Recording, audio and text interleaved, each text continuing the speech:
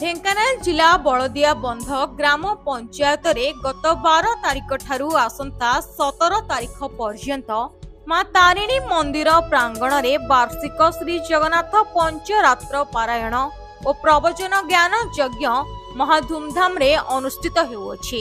एथिरे विभिन्न प्रकार कार्यक्रम सहित श्रीक्षेत्र पुरी प्रवचन रे ओडिशार लोकप्रियता हासिल करिथिबा पंडित श्रीयुक्त चरण हरिहर जेनांक सुमधुर कंठरू निवृत्त प्रवचन समस्त श्रोतांकु भक्ति रे बांधी रखुछि।